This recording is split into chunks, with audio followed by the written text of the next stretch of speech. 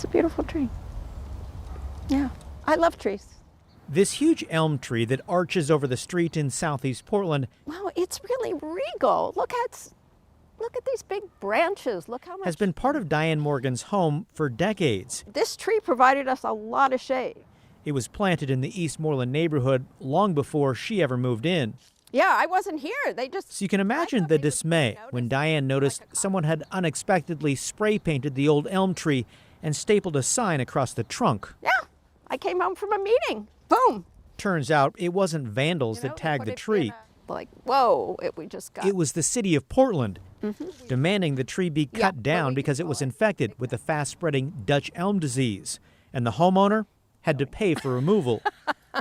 And now that bids have come in and we find out that it's going to be $11,000 to take down this tree, and you say, I mean, we keep an emergency fund, but our emergency fund is not $11,000. To make matters worse, the city demanded that Diane act fast because Dutch elm disease is lethal and highly contagious to other elm trees, spreading through the roots of neighboring trees and certain beetles.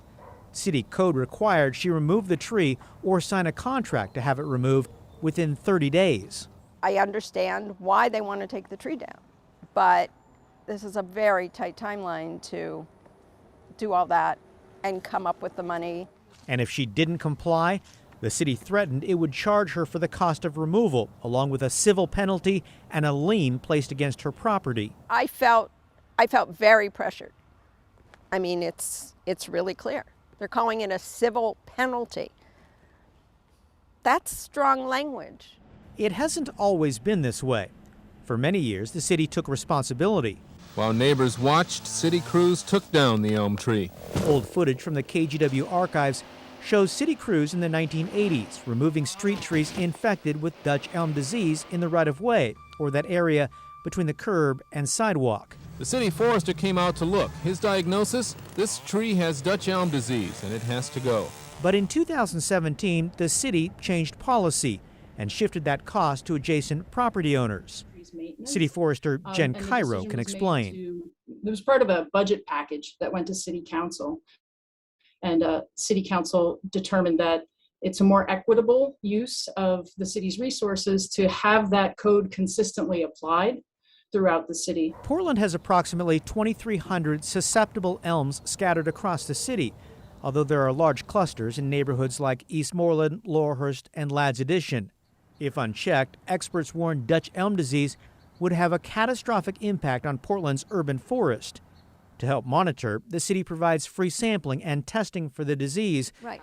That's how it determined Diane's tree was infected with Dutch elm disease. It's similar to humans having an infectious disease that is fatal, or maybe someone's pets having an infectious disease that's fatal. In 1987, the City Council declared trees infected with Dutch elm disease a nuisance and declared a state of emergency for Portland's elm canopy.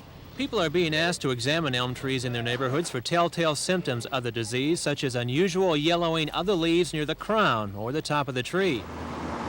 Every year, roughly 40 trees are removed in Portland due to Dutch elm disease. Okay. It's gonna be gone. The fungus invades the tissue of elms and stops water movement in the tree. An infected elm tree can die within weeks of showing symptoms. Whoa. For now, there is no cure. This tree provided a lot of shade. Recognizing how important it is to keep this from spreading, wouldn't it be valuable for the city to step in? Yeah, that's really a conversation and decision for City Council to have, because they're the folks, the elected officials who create the city's codes. One of our roles in urban forestry is to implement those codes. So that's what we do. I'm just sad that it's gonna be gone. Diane feels the city is insensitive to homeowners. A tree that's been here the whole time we've owned this house. By issuing heavy-handed demands. Removing a beloved elm tree can be heartbreaking. My daughter and son had their bedrooms on the second floor, and my daughter said, "That's the tree I looked out to growing up." I said, I know. She's especially frustrated that there wasn't more support from the city, like some type of financial assistance. Snowing sawdust, isn't it? help finding tree removal companies in a pinch, or some advance warning. That old tree along the street could get Dutch elm disease, requiring costly removal. To just watch it have to come down is really, really sad. Okay, KGW's Kyle Laboshi joining me now. So Kyle, first question, if the city knows where these elm trees are located, can't they just reach out to the homeowners and warn them about this?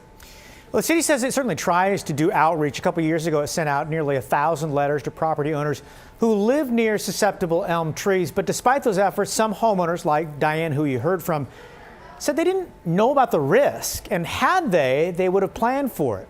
Gotcha. And so just to be clear, there's no help from the city. Like if this happens to you, you won't get any help from the city of Portland. As far as financial help, not really. The city said a local nonprofit might be able to help, but we really couldn't find any examples where that happened. Instead, it all falls on the homeowner. So imagine if you had 3 or 4 of these elm trees in front of your home or along the street. That could be $30,000 or $40,000, again, out of pocket. It's not something that insurance would cover. Yeah, it's crazy to think about. So is there any way to prevent this then from happening? Because this disease obviously sounds really bad. And it is bad. Commercial fungicide can be injected to help prevent the disease. The city does inoculate about 140 elms every year, but that's only on public land, like parks, for instance. It's up to neighbors and neighborhood associations to treat elms on private property, including street trees. But that's expensive, and generally, it's just not happening. Okay, interesting story. Kyle Laboshi, thank you so much.